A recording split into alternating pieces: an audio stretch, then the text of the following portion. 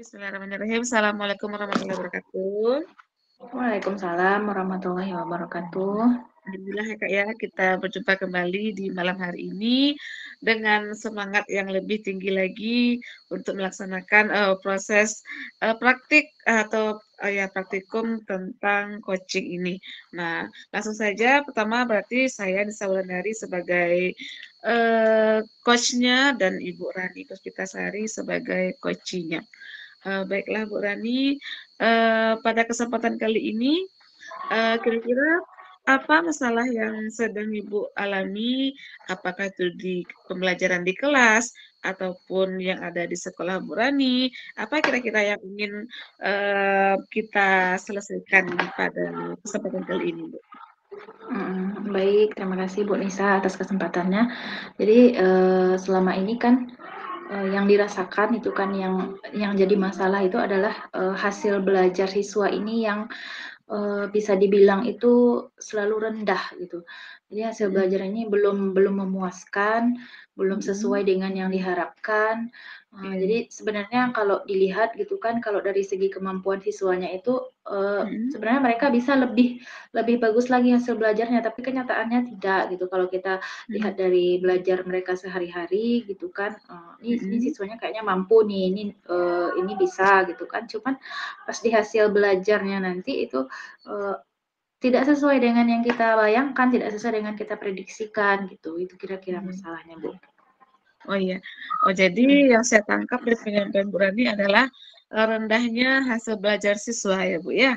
Nah, gimana kalau kesehariannya biasanya dia sepertinya kita anggap mampu gitu ya Bu, tapi ketika mungkin apakah itu diadakan tes formatifnya ataupun sumatifnya, kita dapatkan hasilnya di bawah ekspektasi yang kita harapkan, ya kan Bu? Iya. Oke, berarti ya saya tangkap permasalahannya. Nah, kira-kira menurut Bu Rani, dari perjalanan Bu Rani sehari-hari, apa kira-kira yang menyebabkan hasil belajar anak itu rendah? Apa kira-kira? Kalau tadi kan saya melihat hasil belajar itu kan cuman mungkin dari satu sisi gitu ya, seperti dari nilai UH-nya gitu kan. Nilai UH-nya ini kalau kita bandingkan misalnya gini lah Bu, kalau nilai UH itu kan kita sendiri yang mengawasi mereka gitu kan. Cuman kalau untuk tes misalnya tes di ujian semester atau di ujian mid gitu kan yang bertugas mengawas itu kan bisa jadi guru lain itu. Ada beberapa kadang yang guru teman-teman ini mungkin tidak terlalu ketat dalam mengawas gitu kan, akan ada perbedaan hasil gitu loh. Di UH itu akan berbeda hasilnya dengan di ujian semester gitu. Jadi saya tadi mengambil indikatornya itu hasil belajar ini masih dari UH gitu kan. Kalau menurut saya, kalau tadi pertanyaannya adalah penyebabnya mungkin apa ya, penyebabnya nilai UH-nya rendah ini saya lihat itu mungkin karena kalau di UH kan kita biasanya setelah selesai satu bab atau satu KD baru kita UH gitu kan. Mungkin ini masih kemungkinan sih, belum tahu gitu. Mungkin penyebabnya tadi itu karena materinya mungkin yang terlalu banyak, jadi siswa ini merasa kurang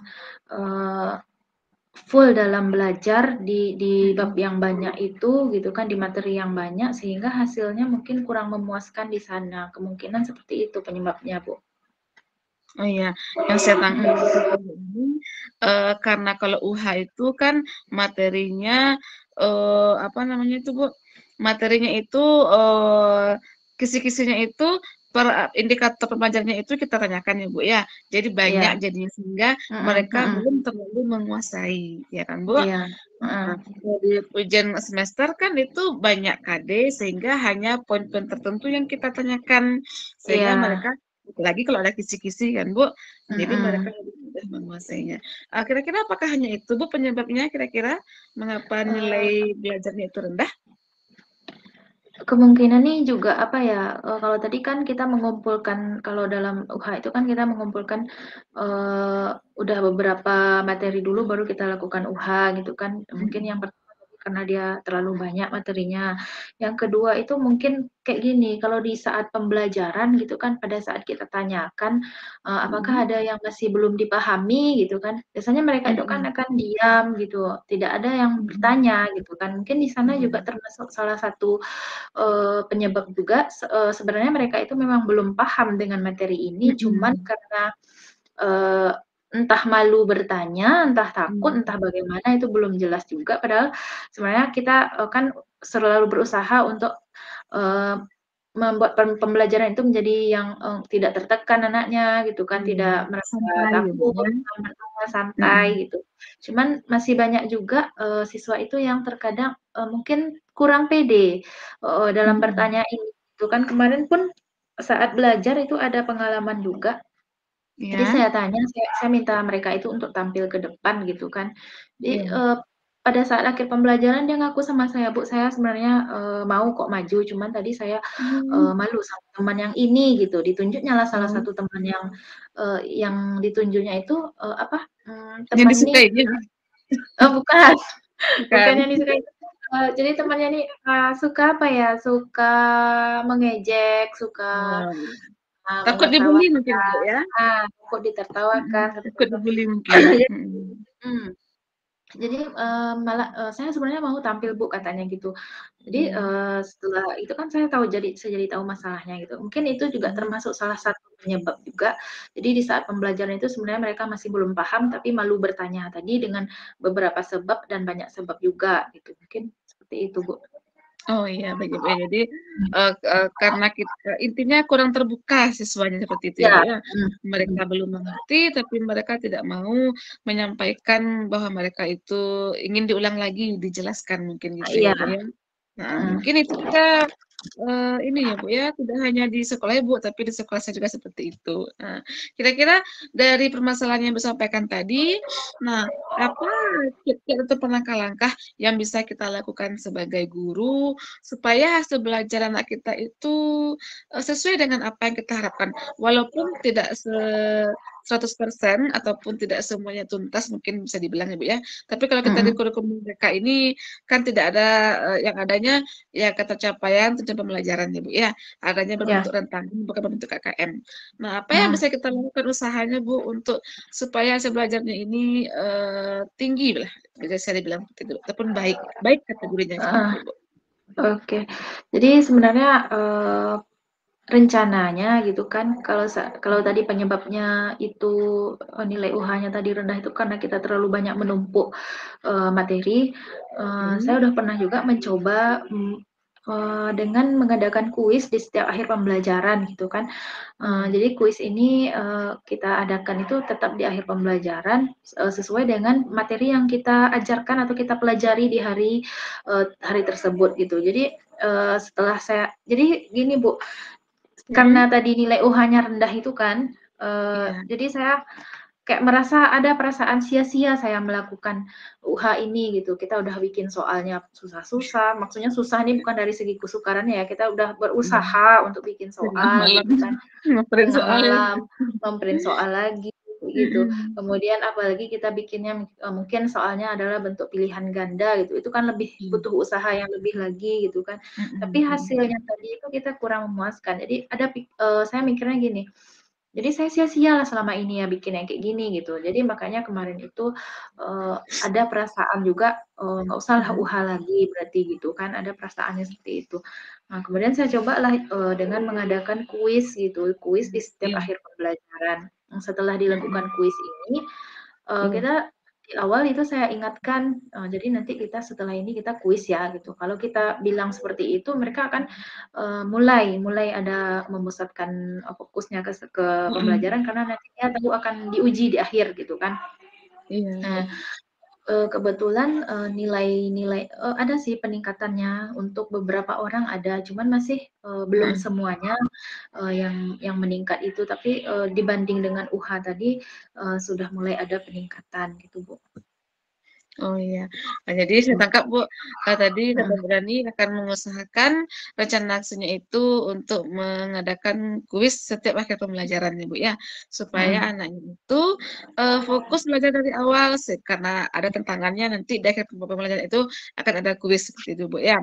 Nah, iya, heeh, ya saya sepakat sekali dengan apa yang Berani sampaikan, karena pengalaman saya pribadi juga Bu, dulu waktu kuliah ada mata kuliah statistika terapan waktu kuliah di S2 dulu ya, Bu. mhm, Itu juga dosennya selalu mengadakan setiap akhir pembelajaran itu kuis, sehingga malam sebelum kita belajar, kita sudah membaca dulu materinya supaya, kita bisa menyelesaikan kuisnya, seperti itu ya, Bu, ya. mhm, mhm, Oke. Nah, itu ide yang bagus sekali menurut saya, Bu, mengadakan kuis setiap akhir pembelajaran. Nah, mhm. kira-kira apakah ada lagi, Bu, apa namanya itu, rencana aksi ataupun, eee, trik ataupun teknik yang akan Ibu laksanakan supaya meningkat hasil belajar? Oke, tadi kan, kemungkinan masalahnya satu lagi tadi selain kita menumpuk materi itu juga ada, siswa ini yang merasa malu atau, Iya, apa ragu untuk bertanya gitu. Jadi sekarang heeh. saya juga sudah mulai menerapkan Oh, coba. metode tutor sebaya gitu. Jadi Oh, kalau tutor iya. sebaya kan berarti mereka, istilahnya temannya yang, memberitahu ke teman yang lain, teman yang udah Iya, paham memberitahu ke teman yang lain gitu kan. Jadi iya. mungkin mereka akan lebih bebas bertanya ke temannya gitu kan. Jadi saya Heeh. memang, apalagi kalau di labor gitu kan, bagi siswa yang udah selesai prakteknya, udah paham, Heeh. saya akan minta mereka untuk jadi asisten saya gitu. Jadi asisten ini maksudnya gini, Oh, seandainya, ada temannya yang belum paham, saya akan, tolong bantu temannya dulu gitu, di mana letak tidak mengertinya, di mana letak, kendalanya gitu. Jadi saya, mhm. juga menggunakan metode tutor sebaya, untuk, menghindari yang tadi, yang, siswa yang malu bertanya, siswa yang ragu untuk bertanya langsung ke gurunya gitu. Jadi, itu yang udah saya lakukan, Bu. Oh, apakah tutor sebaya ini berarti sudah pernah Ibu laksanakan ya, Bu, ya? Iya, Yang udah tadi pernah, dibilang cuman Ibu minta menjadi asisten Ibu tadi itu ya? heeh, itu cuman tapi Apakah kan, mhm, heeh. apakah tutor sebaya ini, perwakilan per kelompok atau gimana ya, Bu, cara mengatur tekniknya supaya lebih efektif? Eee, itu jadi kan gini, kalau misalnya pembelajarannya, di labor, jadi kan kalau di labor kita kan sifatnya pribadi gitu ya, karena Iya, masing-masing satu orang itu dapat satu komputer atau dapat satu alat gitu. Jadi kalau iya. seandainya mereka udah siap praktek, mereka akan bisa membantu teman yang lain gitu. Dan kebanyakan, gini loh Bu Nisa, Mhm. eee, beda antara siswa yang, hebat di praktek, beda juga dengan siswa yang, hebat di misalnya belajar di Teori? kelas secara kelompok gitu, teori, beda gitu, beda Oh, beda siswanya ya? gitu. Jadi mhm, Oh, jadi kalau seandainya mereka di labor itu, ya siapa yang duluan lah, siapa yang udah mengerti, paham, maka bisa jadi tutor bagi temannya yang lain. Beda nanti ada perbedaannya di saat, pembelajaran di kelas secara teori gitu kan. Kalau iya. di kelas biasanya kan memang berkelompok, berkelompok Mhm. ini, bisa juga, meningkatkan, apa tadi, misalnya siswa ini yang malu bertanya tadi gitu kan, Iya, betul bisa tadi. juga jadi, misalnya dalam satu kelompok itu misalnya mereka udah berada di kelompok, yang ditentukan, kalau Iya, seandainya kita kasih dulu sebelumnya itu ada aturannya, bukan aturan sih sebenarnya, penilaiannya gitu kan. Jadi bagi iya. siapa yang memang aktif dalam diskusi nanti akan ada nilainya. Nah, di situ juga Mhm. sudah mulai ada peningkatan juga bagi siswa yang mungkin selama ini malu bertanya di saat kita pembelajaran seperti biasa, tapi saat di Iya, kelompok istilahnya dia mau nggak mau, tetap harus bertanya karena nilai keaktifannya akan dinilai di sana gitu. Jadi, iya. mungkin kayak gitu. Jadi yang saya bilang tadi ada perbedaan antara Mhm. pembelajaran di kelas dengan di labor tadi, gitu. Iya. Oh iya, baik Mhm, baik baik. Jadi, kita harapkan dengan adanya metode tutor sebaya ini bisa mhm, melatih komunikasi mereka juga ya, Bu, ya? yang Mhm. selama ini yang pendiam-pendiam, yang nggak suka bicara, tapi Mhm. mereka tentu dengan berkomunikasi, dengan berbicara akan memantik apa yang dia pikirkan, apa yang ada di pengetahuannya, sehingga bisa diungkapkannya dengan apa yang ia sampaikan ketika melakukan tutur sebaya ini, seperti itu ya Bu ya. Mhm. Mhm. Nah, kira-kira rencana aksi Ibu ini tadi yang sudah ada 2 poin yang Ibu sampaikan tadi, kapan kira-kira akan Ibu realisasikan? Ini tergantung apa lagi ya, Bu, ya, tergantung rencana saya pembelajarannya seperti apa gitu. Kalau seandainya Mhm, materinya masih bersifat teori, jadi saya akan mencoba mhm, yang seperti yang tadi, di kelas gitu kan, mengelompokkan siswa dulu, mhm, berkelompok gitu kan, kemudian ada, pembelajarannya mungkin secara PBL gitu kan, problem based iya, learning atau discovery mhm, learning nantinya gitu kan. Jadi, untuk meningkatkan siswa yang malu tadi itu, malu iya, bertanya dan malu untuk mengungkapkan itu bisa dengan cara mhm, berdiskusi tadi.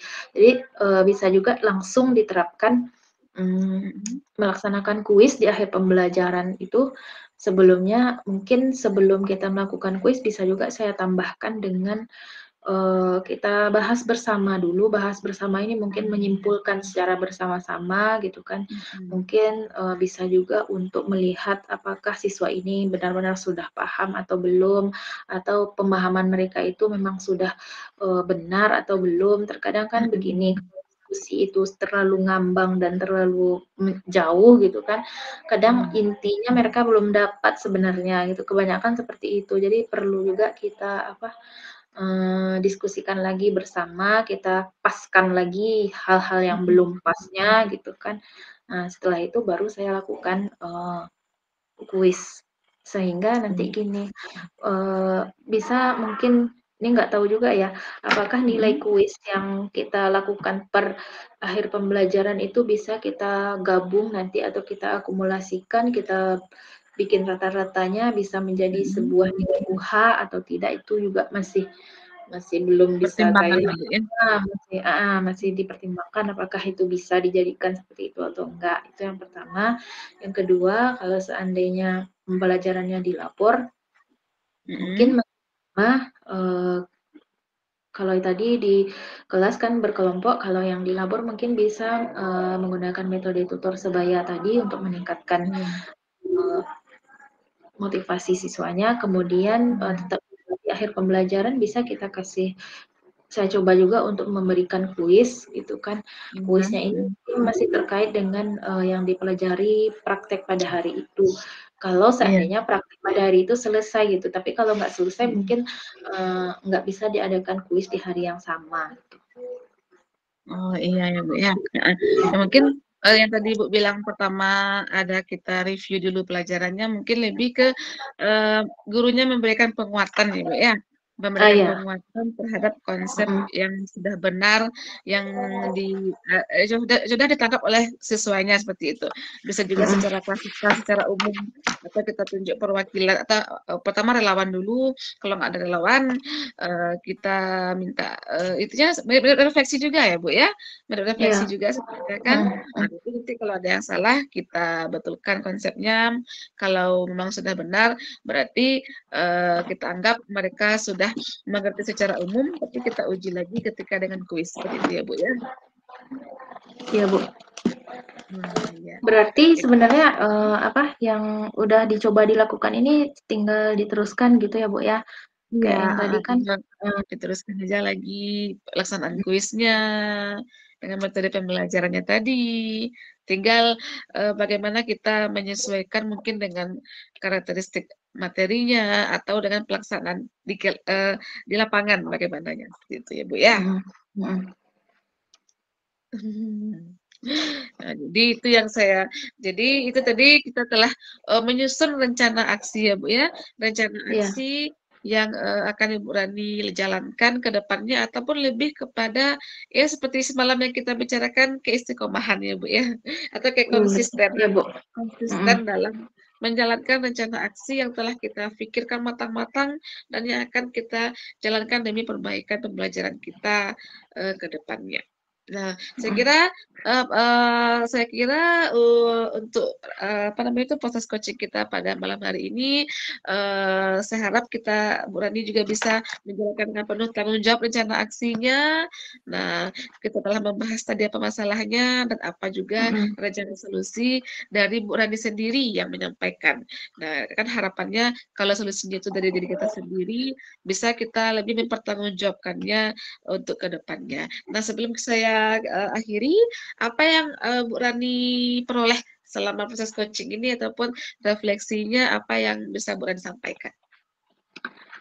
baik, jadi yang udah saya peroleh dari proses coaching ini adalah kayak, apa Mhm, ya, motivasi baru lagi gitu dari coach-nya gitu kan, ternyata, selama yang saya lakukan selama ini bisa saya masih bisa saya lanjutkan, masih bisa saya mhm, tingkatkan lagi gitu kan. mhm, Kemudian, tidak perlu saya mencari cara yang baru lagi gitu. Mungkin kalau untuk mencari cara baru lagi, mikir lagi caranya apa, kemudian apakah sesuai mhm, atau tidak itu. Jadi, karena sudah, di-coaching seperti ini, jadi saya merasa istilahnya ada, keyakinan lagi lah gitu. mhm, Jadi sebelumnya tadi kan masih ragu, apakah ini benar nggak yang sudah saya lakukan ini gitu. Jadi setelah proses coaching ini saya merasa apa, yakin kembali, ternyata mhm, yang saya upayakan selama ini itu tidak perlu dicari lagi hal yang baru, tapi mhm, silakan dilanjutkan lagi, diteruskan, kemudian mungkin lebih ditingkatkan lagi, eee, di setiap pembelajarannya dan tadi yang Ibu Nisa bilang itu lebih istiqomah mhm, lagi lah mungkin gitu iya, ya.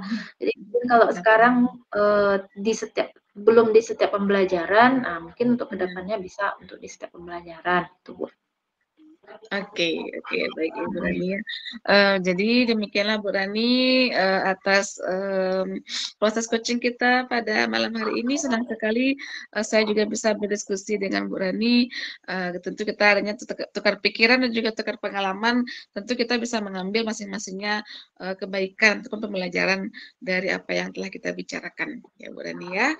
Baiklah, mhm, sampai jumpa lagi di lain kesempatan, saya sudahi dengan iya. assalamualaikum warahmatullahi wabarakatuh.